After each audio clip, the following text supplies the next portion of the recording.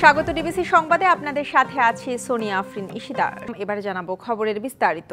আন্দোলন করে স্বৈরাচারের পতন ঘটানো হয়েছে। দেশের পুনর্গঠনই এখন বিএনপির মূল লক্ষ্য। একথা জানিয়ে যে কোনো মূল্যে জনগণের আস্থা অর্জনের উপর জোর দিয়েছেন বিএনপির ভারপ্রাপ্ত চেয়ারম্যান তারেক রহমান। রাষ্ট্র মেরামতে ৩১ দফা ও বিভিন্ন ইস্যুতে নানা কর্মসূচির পাশাপাশি জেলা ভিত্তিক কাউন্সিল করছে বিএনপি। রবিবার নড়াইল বিএনপির দ্বিবার্ষিক কাউন্সিলে অংশ নেন দলের জেলার ও কেন্দ্রীয় নেতারা। লন্ডন থেকে ভার্চুয়ালি এই আয়োজনে যোগ দিয়ে বিএনপির ভারপ্রাপ্ত চেয়ারম্যান তারেক রহমান বলেন, এখন দেশ পুনর্গঠনে জোর দিচ্ছে বিএনপি। প্রতিজ্ঞা হচ্ছে আমরা ইনশাল্লাহ ঐক্যবদ্ধভাবে গণতন্ত্রের জন্য সংগ্রাম করব। আমরা উপস্থিত এখানে প্রতিটা মানুষ ঐক্যবদ্ধভাবে দেশকে পুনর্গঠন করব। আমাদের সামনে এখন লক্ষ্য একটি, উদ্দেশ্য একটি, বাংলাদেশকে পুনর্গঠন করা, বাংলাদেশের মানুষের ভাগ্যের পরিবর্তন করা। এটিই হবে আমাদের আজকের এই কাউন্সিলের লক্ষ্য, এই কাউন্সিলের উদ্দেশ্য। বিএনপি নেতাকর্মীদের উদ্দেশ্যে তিনি আরো বলেন, সবার আগে জনগণের আস্থা অর্জন করতে হবে। দেশের প্রতিটি নাগরিকের নিরাপত্তা নিশ্চিত করাই সরকারের সর্বোচ্চ অগ্রাধিকার বললেন প্রধান উপদেষ্টা ডক্টর মোহাম্মদ ইউনূস। তিনি বলেন, দেশের আইনশৃঙ্খলার ওপরই নির্ভর করছে সরকারের সফলতা ব্যর্থতা। তাই নিজ নিজ জেলায় ডিসিদের এ বিষয়ে গুরুত্ব দিয়ে কাজ করার নির্দেশ দেয়া হয়। জানান, পাসপোর্ট করতে পুলিশ ভেরিফিকেশন লাগবে না। অনুষ্ঠানে উপস্থিত রবিবার সকালে রাজধানীর তেজগাঁওয়ের নিজ কার্যালয়ে ৩ দিনের ডিসি সম্মেলনের উদ্বোধন করেন অন্তর্বর্তী সরকারের প্রধান উপদেষ্টা ডক্টর মোহাম্মদ ইউনূস। জেলা প্রশাসকদের উদ্দেশ্যে প্রধান উপদেষ্টা বলেন, কে কোন ধর্মের তা বিবেচ্য নয়। দেশের প্রতিটি নাগরিকের নিরাপত্তা নিশ্চিতের দায়িত্ব সরকারের। আমাদের দায়িত্ব হলো এই যে টিম, সরকারের যে টিম, এটা নিশ্চয়তা দেব যে সকল নাগরিককে আমরা সুরক্ষা দেব। কে কোন ধর্মে বিশ্বাস করে সেটা আমাদের বিবেচ্য নয়। সে দেশের নাগরিক, সেই হিসাবে তাকে আমরা রক্ষা করব এবং আমি এই সরকার তারও সরকার। উল্লেখ করেন, জন্ম নিবন্ধন প্রতিটি নাগরিকের অধিকার। তাই টাকার বিনিময়ে নয়, যে কোনো বয়সে বিনা অর্থে জন্মসনদ প্রাপ্তি নিশ্চিত করতে হবে। জন্মসনদ তার প্রাপ্য যে কোনো সময় যে বয়সে চায় তাকে দেবার ব্যবস্থা করতে হবে। কি করতে হবে? ওই যে বললাম, সৃজনশীল হতে হবে। এটা থেকে আমরা নিয়ম বের করতে হবে, কারণ ওইটার উপরে সমস্ত কিছু নির্ভর। সেই জন্মসূত্রে আমি বাংলাদেশি, এটার একটা প্রমাণ। কারো রক্তচক্ষুকে ভয় পেয়ে নয়, দেশের উন্নয়ন ও অগ্রগতিতে ব্রতী হওয়ার নির্দেশনা দেন ডক্টর ইউনূস। বলেন, অন্তর্বর্তী সরকারের 6 মাসে অনেক ভুলভ্রান্তি হয়েছে, তবে তা শুধরে নিয়ে এখন মূল খেলা শুরু হয়েছে। কারো রক্তচক্ষুর কারণে, কারো ধমকের কারণে কোনো কাজ করার প্রয়োজন নাই। অন্তত এই সময়টুকুতে আমি নিজের মতো করে যেটা আইন, যেটা করার দরকার, দেশের জন্য যেটা করার দরকার, সেটা আমি করব। সেই কাজে আমি ব্যস্ত থাকবো যাতে আমি করতে পারি। সবাই মিলেই সরকার স্মরণ করিয়ে দিয়ে প্রধান উপদেষ্টা বলেন, ছোট কোনো ইস্যু যেন বড় ঘটনায় রূপ না নেয়, সেদিকে লক্ষ্য রাখতে হবে। আমাদের হাতে অনেকগুলো কাজ এবং খুব সহজ কাজ, কঠিন কাজ না। Afrin Anwar, DBC news, Dhaka. সরকারের পক্ষ থেকে কোনো প্রভাব থাকবে না, তাই নির্বাচন কমিশন সুষ্ঠু নির্বাচন করতে পারবে বলে প্রত্যাশার কথা জানিয়েছেন কমিশনার আনোয়ারুল ইসলাম। আওয়ামী লীগের নিবন্ধন বাতিল নিয়ে বলার সময় এখনও আসেনি উল্লেখ করে তিনি বলেছেন, সময়ই সব বলে দেবে। আজ নির্বাচন ভবনে এসব কথা বলেন তিনি। আপনারা জানেন যে নির্বাচন কাজে সহায়তা করার জন্য সবাই বাধ্য। সেই হিসাবে যখন শিডিউল ডিক্লেয়ার হবে, নির্বাচন কমিশন যখন প্রয়োজন মনে করবে, যেখানে যেই নিরপেক্ষ জেলা প্রশাসককে পদায়ন প্রয়োজন, সেই বিষয়ে নির্বাচন কমিশন কঠোরভাবে সেই সিদ্ধান্তে অটল থাকবে। প্রায় 5 ঘন্টা পর সিএনজি চালিত অটোরিকশা চালকরা ধর্মঘট প্রত্যাহার করে সড়ক ছেড়েছেন। রবিবার সকাল থেকে রাজধানীর বিভিন্ন গুরুত্বপূর্ণ পয়েন্টে বিক্ষোভের মুখে সিএনজি অটোরিকশা মিটারে না চললে জরিমানা ও মামলার নির্দেশনা বাতিল করে প্রজ্ঞাপন জারি করে বিআরটিএ। সিএনজি অটো চালকদের এমন কর্মসূচিতে যানজটে চরম ভোগান্তিতে পড়েন যাত্রীরা। রবিবার সকালে হঠাৎ করেই আন্দোলনে নামেন সিএনজি চালিত অটোরিকশা চালকরা। মিটারে সিএনজি না চালালে জরিমানা ও শাস্তির বিধানের প্রতিবাদী এই কর্মসূচি। যাত্রী মিটারে যাবি, মিটারে না গেলে যাবো না। আমরা বাধ্যতামূলক মিটারে যাই, সারাদিনে ক্যাশ গুনে দেই, জমা উড়ে 200 টাকা বেতন আর লস। সকাল 8টার দিকে রামপুরা সড়কে মিছিল বের করেন চালকরা। আন্দোলন ছড়িয়ে পড়ে যাত্রাবাড়ি, মিরপুর, কলেজ গেট সহ শহরের গুরুত্বপূর্ণ পয়েন্টে। বন্ধ হয়ে যায় প্রধান সড়কের যান চলাচল। ভোগান্তিতে পড়েন নগরবাসী। আমরা মাঝপথে আসি না, মায় দিল সিএনজি যাতে দিচ্ছে না। আমরা এখন পাবনায় যাবোটা কি করে? সিএনজি না আসলে তো আমি বাড়ি থেকে আসতাম না, আমি যেভাবেই হোক যাওয়ার ব্যবস্থা করতাম, কিন্তু এখন আমি এখান থেকে কিভাবে যাই? এর মধ্যে জানানো হয় মিটারে না চালালে জরিমানা ও মামলা নির্দেশনা বাতিলের কথা, কিন্তু তাতেও সড়ক না ছেড়ে দাবি তোলেন কোনো মিটারই থাকতে পারবে না গাড়িতে। মিটার দিয়ে গাড়ি চালাতে হলে 1-4 জন ধরবে না, আরেক 4 জন ধরবে। একটা ফাইন দেখায় আমাদেরকে মামলা দিবে, হ্যারাসমেন্ট করবে, এটা হবে না। আমরা কি অপরাধ করছি? আমাদের উপরে 50,000 টাকার মামলা, একটা ড্রাইভার 1,000 টাকার মামলা ভাঙাইতে পারে না। সকাল 10:30টার দিকে সড়ক ছেড়ে মিছিল নিয়ে বনানী বিআরটিএ কার্যালয়ে যান চালকরা। সেখানে জড়ো হয়ে ভাঙচুর করেন বেশ কয়েকটি সিএনজি অটোরিকশা। ইমার্জেন্সি লোকে আছে, মানে হসপিটাল যাবে, তাদের গাড়ি ছাড়া হবে। সভাপতির কাছে এখন পর্যন্ত পূর্ণ কোনো নির্দেশনা আসে নাই, আমরা এখনো পুরোপুরি ক্লিয়ার ভাবে শুনতে পারি নাই, আপনাদের মাধ্যমে জানতে পারছি। পরে চালকদের একটি দল বিআরটিএ কার্যালয়ে আলোচনায় বসে। ঘণ্টাখানেক পর দাবি মানা হয়েছে জানিয়ে সিএনজি অটো চালকরা সড়ক ছেড়ে দেন। Rakib Hossain, DBC news, Dhaka. বাতিল হওয়া নিয়োগ ফিরে পাওয়ার দাবিতে সমাবেশ থেকে পদযাত্রা কর্মসূচিতে আবারও বাধা দিয়েছে পুলিশ। সরকারি প্রাথমিক বিদ্যালয়ের সুপারিশপ্রাপ্ত সহকারী শিক্ষকরা সচিবালয়ের সামনে গেলে পুলিশ জলকামান ও টিয়ার শেল ছুড়ে ছত্রভঙ্গ করার চেষ্টা করে। পরবর্তীতে পুলিশের ব্যারিকেড ভেঙেই সচিবালয়ের সামনে অবস্থান নিয়েছেন শিক্ষকরা। একই সাথে আন্দোলনরত শিক্ষকদের একটি প্রতিনিধি দল মন্ত্রণালয়ের শিক্ষা উপদেষ্টার সাথে বৈঠক করেন। রবিবার সকাল থেকেই আন্দোলনরতরা শাহবাগের জাতীয় জাদুঘরের সামনে 11 দিনের মতো অবস্থান নিয়ে সমাবেশ করেন। শিক্ষকরা জানান, চাকরিতে যোগদানের বিষয়ে নিশ্চিত না হওয়া পর্যন্ত তারা রাজপথ ছাড়বেন না। আন্দোলনকারীরা বলছেন, তাদের যৌক্তিক আন্দোলনে 3 দিন পুলিশ বল প্রয়োগ করেছে। সর্বশেষ গত বৃহস্পতিবারও তাদের ওপর জলকামান নিক্ষেপ করার পাশাপাশি লাঠিপেটা করা হয়।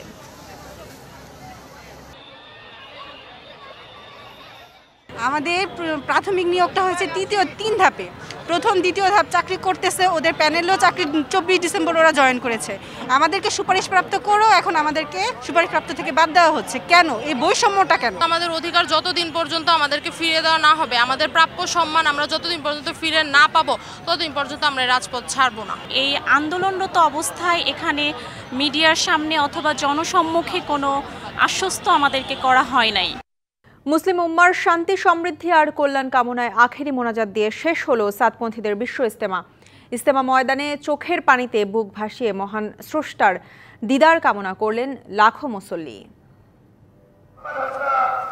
সৃষ্টিকর্তার সমীপে সমর্পণ, শূন্যে দুহাত, মনে আল্লাহর দরবারে নানা ফরিয়াদ, চোখের পানিতে বুক ভাসান মুসল্লিরা। আখেরি মোনাজাতে আমিন আল্লাহুম্মা আমিন ধ্বনিতে মুখর ছিল টঙ্গীর তুরাক্তি। শুধু ময়দান নয়, এই ধ্বনি ছড়িয়ে পড়ে আশেপাশের কয়েক কিলোমিটার এলাকা জুড়ে।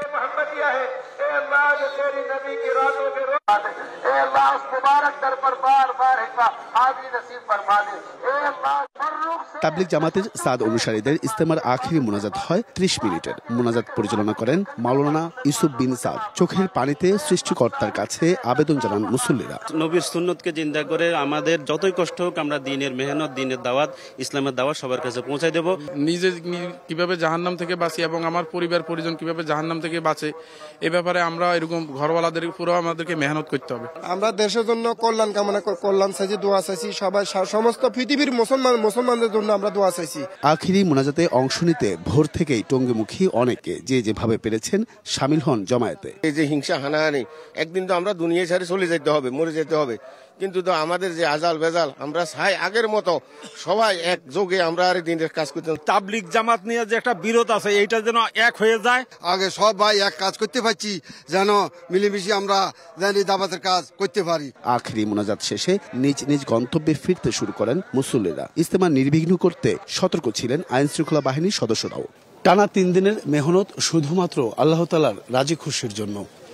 এখান থেকে অর্জিত শিক্ষা নিয়েই ইসলামের দাওয়াত সর্বত্রই পৌঁছে দিতে চান এসব ধর্মপ্রাণ মানুষ।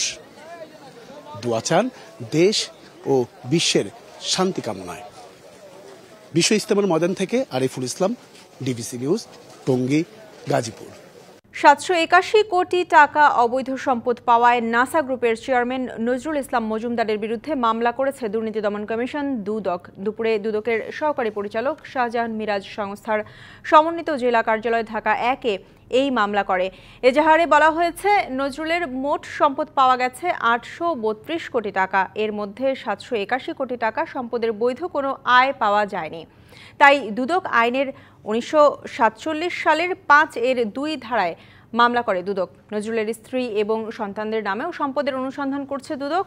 নজরুল নাসা গ্রুপের পাশাপাশি বাংলাদেশ ব্যাংক অফ অ্যাসোসিয়েশন এবং এক্সিম ব্যাংকের চেয়ারম্যান ছিলেন।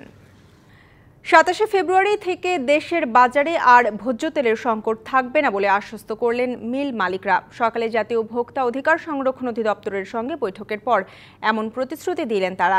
এর আগে রমজানে বাড়তি মুনাফার আশায় মিল মালিকরা কৃত্রিম সংকট তৈরি করছেন বলে অভিযোগ করেন পাইকারি বিক্রেতারা। পরে ভোজ্য তেল আমদানি ও সরবরাহের তথ্য সবার জন্য উন্মুক্ত করার নির্দেশ দেন ভোক্তার মহাপরিচালক। সকালে কারওয়ান বাজারে ভোক্তা অধিদপ্তর অডিটোরিয়ামে ভোজ্য তেল ব্যবসায়ীদের সাথে আয়োজিত বৈঠকে এসব তথ্য উঠে আসে। 6টি আমদানিকারক প্রতিষ্ঠান ভোজ্য তেলের বাজার নিয়ন্ত্রণ করছে বলেও জানান মহাপরিচালক।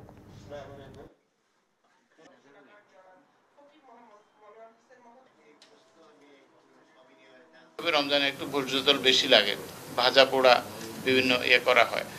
তো একটা আমাদের উদ্দেশ্য হলো যে একটাই, যে রমজানে এবং রমজান পরবর্তীতেও স্বাভাবিকভাবে আর যাতে এই ভোজ্য তেল বা ইত্যাদি নিয়ে কোনো ধরনের অস্থিরতা তৈরি না হয়, এবং সেই ক্ষেত্রে আমাদের বিকল্প কোনো বিষয় যদি আপনাদের সাজেশন থাকে, সুন্দর সাজেশন, সেটা আমরা দিলে আমরা সরকারকে তুলে ধরব।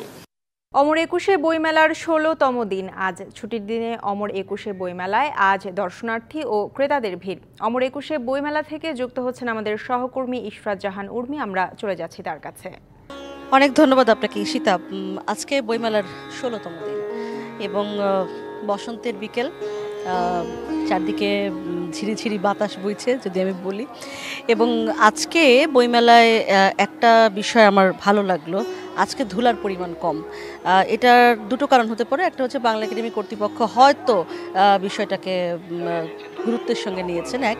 দ্বিতীয়ত হতে পারে যে আসলে আজকে যেহেতু খোলার দিন, সরকারি ছুটির দিন নয়, ফলে লোক সমাগম কিছুটা কম, যার কারণে হয়তো এই ধুলার বিষয়টা চোখে পড়েছে অনেকেরই। এবং খুব একটা ধুলা নেই, যারা আছেন অনেকেই আসছেন, পাঠক আসছেন, লেখক, তারা বই, এখন কিন্তু অনেকের হাতে আমি বইয়ের ব্যাগ দেখতে পাচ্ছি। অর্থাৎ বই কেনার যে বিষয়টা, আমি এর আগে আপনাদেরকে জানিয়েছি যে 14 তারিখের পর বা 15 তারিখের পর থেকে আসলে বই কিনতে শুরু করেন সিরিয়াস পাঠক যারা, তারা সেই কারণেই কিন্তু আমি অনেকের হাতে বইয়ের ব্যাগ দেখতে পাচ্ছি। একদমই আমি হয়তো আমার সহকর্মী পরে দেখাবেন যে অনেকের হাতেই আজকে বইয়ের ব্যাগ রয়েছে এবং সেই কারণে প্রকাশকদেরও এক ধরনের আনন্দ রয়েছে। একজন লেখক আমার সঙ্গে আজকে যুক্ত হয়েছেন, তার নাম মাহমুদ আল ফাহাদ। তিনি মূলত একজন উদ্যোক্তা, তার 2টি বই এবারের মেলায় এসছে, তার সাথে আমরা আজকে একটু কথা বলবো। আপনাকে স্বাগত আমাদের এই ডিবিসি দর্শকদের জন্য বইমেলার এই অনুষ্ঠানে। আপনার বই দুটি কী এবং কোন প্রকাশনী থেকে বেরিয়েছে, কী ধরনের বই, বিস্তারিত? আমার 2টি বই, দুটি বেরিয়েছে সাহিত্য দেশ প্রকাশনী থেকে। 2টি বই সাহিত্য দেশ প্রকাশনী থেকে। একটি হচ্ছে সোনালু প্রেম শালুক সংসার এবং আরেকটি হচ্ছে struggle company to stable company. সোনালু প্রেম শালুক সংসার হচ্ছে আমার একটি কবিতার বই। আমার একেবারে ছোটবেলা থেকে, কৈশোর থেকে লেখালেখির অভ্যাস। সেই লেখালেখি থেকে আমি যখন সংসার পাতি আর কি, বিয়ে শাদির পরে, আমি আমার সোনালু প্রেম, এবং সোনালু অ্যাকচুয়ালি আমাদের একটি ফুল, বসন্তে গ্রাম হলুদ, এক্স্যাক্টলি সেই সোনালু ফুলের প্রতি যে ভালোবাসা, তারপরে ধীরে ধীরে প্রকৃতি থেকে মানব প্রেম, এই সব কিছু নিয়ে লেখা। তারপর শালুক সংসার, দেশ, প্রকৃতি, মা, সব কিছুই এসেছে, মা মাটি। এটা হলো কবিতার বই। তারপরে আমি আসলে যখন বিশ্ববিদ্যালয়ে ভর্তি হই তখনই আমি ব্যবসা শুরু করি, একটা উদ্যোগ নেই। এবং তখন আমি একেবারেই তরুণ, মানে আমার যৌবনে পা রেখেছি, এখনও আমি যৌবনেই আছি আর এখনও তরুণ। তো ওই সময়ে আমি শুরু করি স্ট্রাগল। আমার সেই স্ট্রাগল থেকে আসলে struggle company to stable company লেখা। মানে স্ট্রাগল থেকে আপনি স্টেবল হলেন? জি, আমি স্টেবল হয়েছি। স্ট্রাগল বলতে আমরা একটা চিত্র দেখি যে গুটি গুটি পায়ে হাঁটা, খুব একটু হাঁটা, একটু থেমে যাওয়া, বাধা পাওয়া, এটাকে আমরা আসলে স্ট্রাগল বুঝি। আর ব্যবসার পৃথিবীতে যত প্রতিষ্ঠান আছে, উদ্যোগ আছে, তাকে 4 ভাগে ভাগ করা যায়। এটা হচ্ছে স্ট্রাগল স্টেজের প্রতিষ্ঠান, স্টেবল স্টেজ, সাকসেস স্টেজ এবং স্কেল স্টেজ। স্কেল হচ্ছে একেবারে সুপ্রিম, মানে 100% সফল প্রতিষ্ঠান যারা। সাকসেস হচ্ছে একটু স্কেলের আগে, একদম সফল একটি প্রতিষ্ঠান। তার আগে হচ্ছে স্টেবল। স্টেবল স্টেজ মানেই যে সেটা সাকসেস স্টেজ তা না। স্টেবল স্টেজে এসে মোটামুটি একটা স্থিতি আর কি। কিন্তু আপনি খুবই ইন্টারেস্টিংলি আপনি এক কবিতা লিখছেন। কবিতা একটা খুবই একটা কোমল মোলায়েম ব্যাপার, আবার সেই সাথে আপনি লিখছেন হচ্ছে উদ্যোক্তা হয়ে একেবারেই স্ট্রাগলের কথা। এই দুটো বিষয় আসলে কতখানি বিপরীত? একদমই বিপরীত না। সফল প্রেমিক, সফল কবি, সফল যোদ্ধা, সফল নেতা, সফল ব্যবসায়ী এবং সফল কবি আসলে একই ব্যাপার। প্রত্যেকটা মানুষ যারা সফল, তাদের মনে একটা শিল্প আছে, তারা আসলে ভেতরে শিল্পী। তার কথা তিনি খাতায় শব্দে তুলে ধরেন, কেউ বক্তব্যে তুলে ধরেন, কেউ গবেষণা করে নতুন কিছু আবিষ্কার করেন, কিন্তু আসলে তারা সবাই যারা সফল, তারা ভেতরে একটা শিল্পমনা আছে। আপনিও আসলে একজন কবির মতোই হয়তো। এই যে মানে এই বইটি যেটি স্ট্রাগল টু, এটাকে আপনি যদি একটু বলেন যে এটা কি ধরনের বই? মানে একটা তো কবিতার বই, কিন্তু এটা আপনি বলছিলেন যে নন ফিকশন তো বুঝলাম, কিন্তু আপনি এটিকে ব্যাখ্যা করবেন কিভাবে? আমি এই বই থেকে একটু যদি তুলে ধরি, এই বইয়ের 2টি অধ্যায় আছে। প্রথম অধ্যায়ে আমি যেমন একটা জায়গায় বলেছি, প্রথমে শুরু করেছি আমি কিছু কেস স্টাডি দিয়ে। আমার জীবনে আমি ধরেন যে 5টা 10টা উদ্যোগ নিয়েছি, সেই উদ্যোগগুলো কেন ফেল করেছে, কেন এগুলো করা উচিত না ফেল করা, কি করলে এগুলো ফেল করতো না আমার মনে হয়েছে, সে সবগুলো কারণ আমি আমার জীবনের কেস স্টাডি দিয়েছি। তারপরে আমি যেটা করেছি, তরুণদেরকে অনেকগুলো পরামর্শ দিয়েছি। যেমন আমি বলেছি শিক্ষক বেশি বানাতে। তরুণরা যেটা চায়, দৃঢ়চেতা, অদম্য চলবে, কারো কথা শুনবে না, একদম ছুটে যাবে সবকিছু, জীবনে এভাবে চলে না, একটু শিক্ষক বেশি বানাতে হবে। এবং দ্বিতীয় অধ্যায়ে আমি গিয়ে বলেছি খুব ব্যতিক্রমী যেটা, সেটা হচ্ছে যে কাস্টমারকে সিইও বানাতে হবে কোম্পানির। প্রথম যিনি কাস্টমার আসবেন তাকেই সিইওর মতো করে সব শুনতে হবে, ট্রিট করতে হবে। কেন? কারণ কাস্টমার যে পরামর্শটা দেন, সে পরামর্শটা দেন একেবারে কোনো কিছু না ভেবে, কোম্পানি টিকবে কিনা, কোম্পানির খরচ চলবে কিনা, এটা কোম্পানির দ্বারা সম্ভব কিনা, সৎভাবে দেন, সৎভাবে কোনো কিছু হিসাব না করে, শুধু এইটা হইলে কোম্পানিকে অনেক দূর নিয়ে যাওয়া যাবে, অনেক কিছু দেখা যাবে, এটা মনে করেই পরামর্শ দিয়ে দেন। আমি আরেকটা প্রশ্ন করতে চাই, কারণ একদম শেষের দিকে আমি পৌঁছে গেছি। মোটিভেশনাল স্পিকার এবং মোটিভেশন ধরনের লেখা প্রচুর আছে, বিভিন্ন ভাষা থেকে অনুবাদ হয়েও আছে। আপনি কেন মনে করেন যে আপনার বইটি আসলে পাঠক পড়বে? আমি মনে করি আমার বইটি এমন কোনো মোটিভেশনাল বই না যে স্কেল স্টেজে গিয়ে মরতে বসে লেখা কোনো লেখকের বই না। আমি লিখেছি আমার যুগের সমস্যা, আমার সময়ের বাধা বিপত্তি এবং আমার সময়ের সিস্টেমেটিক যে ফলগুলো আমি করেছি সেটা থেকে উঠে আসার গল্প। কিন্তু এইটা এত জরুরি যে এখন যে সময়টা 1 বছরে 100 বছর পেরিয়ে যাওয়ার সময়, এই জন্যই হয়তো বইটি মানুষ পড়বে। আপনার 2টি বইয়েরই আমরা শুভকামনা রইল, শুভকামনা আপনার জন্য। আমার সঙ্গে যুক্ত হয়েছিলেন মাহমুদ আল ফাহাদ, তার 2টি বই নিয়ে। আমি মেলায় রয়েছি আজ মেলার 16তম দিন। মেলার অপর প্রান্তে রয়েছেন আমাদের আরেক সহকর্মী লগ্ন। আমরা লগ্নর কাছ থেকে একটু ওই পারের খবরটা নিতে চাই। লগ্ন, আপনার মাধ্যমে ডিবিসি নিউজের সকল দর্শককে জানাতে চাচ্ছি বসন্তের শুভেচ্ছা। আজকে বসন্তের 3য় দিন, যেমনটা আপনার মাধ্যমে দর্শকরা জানতে পারছিল, আজকে প্রাণের বইমেলায় লোকসংখ্যা কিছুটা কম, অর্থাৎ মেলায় কিন্তু আজকে প্রাণ খুলে শ্বাস নেওয়া যাচ্ছে। আজকে মেলার বাতাসও কিন্তু অনেকটাই নির্মল, এবং এই মেলায় ঘুরতে এসে অপর প্রান্ত থেকে আমি অনেককে পেয়েছি যারা আসলে ঘুরছে এবং উপভোগ করছে। শুরুতেই আমি আসলে দুজন দর্শনার্থীর সাথে কথা বলতে চাই, যাদের সমাগমে মুখরিত হয়েছে আজকের বইমেলা প্রাঙ্গণ। বইমেলা ঘুরতে এসেছেন, কেমন লাগে? জি, আমি আসলে প্রথমবার এই বছরের বইমেলা ছিলাম, সেদিন একটু ভিড় কম মনে হয়েছিল, আজকে একটু ভিড় বেশি আছে, কিন্তু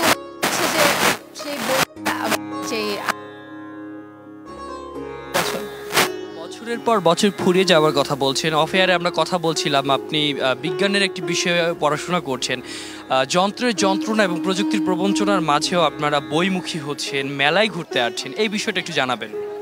জি, বই তো আসলে সবার একটা পছন্দের জায়গা, বই পড়া। যারা ছোটবেলা থেকে বই পড়ে তাদের জন্য তো বইমেলা একটা আবেগের জায়গা। প্রতি বছরই আসি। ইভেন আমার মনে আছে আমার যখন মাধ্যমিক পরীক্ষা ছিল তার মাঝেও আমি এসেছিলাম বইমেলায় বই কিনতে মার সাথে। এখন হয়তো মা আসে না, এখন হচ্ছে বন্ধু বান্ধব আমরা নিজেরাই আসি। ভালো লাগে, সবাই বই কিনছে, বই পড়ছে, ঘুরছে, খুবই পছন্দ জিনিসটা। আপনার ভালো লাগাকে আমরাও ধারণ করি। সেই ভালো লাগাকে আপনার সাথে একটু কথা বলতে চাই। বন্ধু সমেত চলে এসেছেন, কেমন লাগছে এবং বইমেলার পরিস্থিতি সার্বিকভাবে আপনি জানাবেন, আপনার উপলব্ধিটা কি? জি ধন্যবাদ। আমি সারা বছর আগ্রহে অপেক্ষা করে থাকি যে কখন ফেব্রুয়ারি মাসটা আসবে এবং বইমেলায় আসবো। আর এবার আমি একা আসিনি, আমি সাথে বন্ধুকে নিয়ে এসেছি।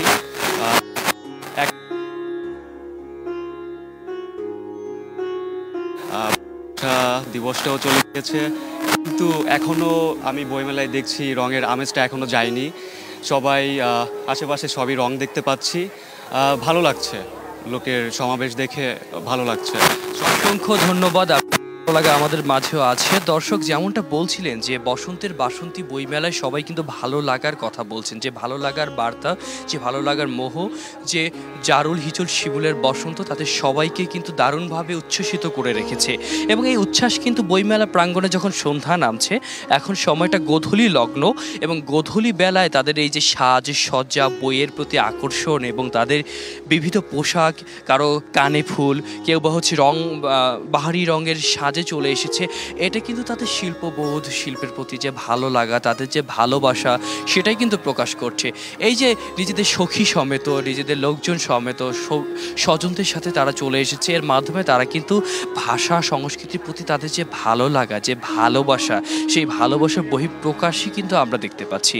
বইমেলায় আজকে অর্ধেক বইমেলা চলে গিয়েছে এবং এই সময়টাতে আমরা আসলে যত বেশি সময় যাচ্ছে তারা কিন্তু ধীরে ধীরে তাদের সেই ভালো লাগার কথাগুলোই কিন্তু এখানে জানাচ্ছে এবং পাঠক দর্শনার্থীদের সংখ্যাটাও কিন্তু বেড়ে যাচ্ছে। আমরা বিভিন্ন স্টলের মাধ্যমে কথা বলছিলাম এবং সেই স্টলেও কিন্তু তারা আমাদেরকে জানিয়েছে যে আদতে কিন্তু এই স্টলগুলোতেও কিন্তু তারা এখন কিন্তু আসলে দর্শনার্থী থেকে ক্রেতার সংখ্যাটা বেশি পাচ্ছে। তবে বইমেলা আরও যখন শেষের দিকে যাবে আরও বেশি জমে উঠবে বলে প্রত্যাশা করছি। তো এই ছিল বইমেলার অপর প্রান্ত থেকে সর্বশেষে আমরা আবারও চলে যাব আমাদের সহকর্মী ইশরাত জাহান উর্মির কাছে। উর্মি, অনেক ধন্যবাদ আপনাকে লগ্ন। আপনিও মোটামুটি বিস্তারিত জানাচ্ছিলেন এবং যেমনটি আমরা যেহেতু একই জায়গায় আছি, ফলে বসন্তের আজকে যে বিকেলটি সেটি আমরা দেখতে পেলাম এবং যেটি আপনি বলছিলেন যে এখন মানুষ বই কিনছে, একটু একটু করে বই কেনা শুরু করছে। আজকে মেলার 16তম দিন। আমি একটু মেলার বিষয় জানিয়ে রাখতে চাই যে এই অমর একুশে গ্রন্থমেলা গত কয়েক বছর ধরেই দুই ভাগে বিভক্ত হয়ে মেলাটি হয়। এক ভাগে বাংলা একাডেমি প্রান্তে, যেখানে আসলে মূলত বিভিন্ন সংস্থার স্টলগুলো রয়েছে, এবং এই সোহরাওয়ার্দী প্রান্তে রয়েছে সৃজনশীল প্রকাশকদের যেই মেলা সেটি। অর্থাৎ এই যারা বই কিনতে চান তারা মূলত এই পাশেই আসেন এবং বই কেনেন। আজকে আমি আবারও জানিয়ে রাখতে চাই যে বিকেল 3টা থেকে মেলা শুরু হয় এবং মেলা চলে রাত 9টা পর্যন্ত। আজকে মেলার 16তম দিনে ধীরে ধীরে যেটি ঘটে, যে বিষয়টি বারবারই বলছি, যে যারা আসলে বই কেনেন তারা আসলে বই কেনা শুরুই করেন আসলে 15 তারিখের পর থেকে। অর্ধেকের বেশি মেলা চলে গেছে, এখন আস্তে আস্তে বই কেনা শুরু করছেন সবাই এবং আমি আসলে সবার হাতেই বইয়ের ব্যাগ দেখতে পাচ্ছি। প্রকাশকরা বলছেন যে মেলা জমে উঠতে শুরু করেছে, যেমনটি আসলে প্রতি বছরই হয়ে থাকে। এবার মেলায় কিছুটা আসলে একদিনের মাঝে শবে বরাতের কারণে মেলার সময়সীমা কিছুটা কমেছিল। সব মিলিয়ে মেলা বাকি যে কয়দিন আছে, প্রকাশক, লেখক, পাঠক সকলেরই এক ধরনের আশা যে মেলা জমে উঠবে আরও। আমার কাছে আপাতত অমর একুশে গ্রন্থমেলা থেকে এই ছিল খবর, জানানোর চেষ্টা করলাম আমরা মেলার সব খবর। ঈশিতা, অমর একুশে বইমেলা থেকে বিস্তারিত জানাচ্ছিলেন আমাদের সহকর্মী ইশরাত জাহান উর্মি, আপনাকে ধন্যবাদ। ডিবিসি সংবাদে এই ছিল এখনকার মতো। ডিবিসি নিউজের সংবাদগুলো পড়তে ভিজিট করুন dbcnews.tv আর ভিজিট করুন ডিবিসি নিউজের ফেসবুক পেজ এবং ইউটিউব চ্যানেল। ডিবিসির সঙ্গেই থাকুন।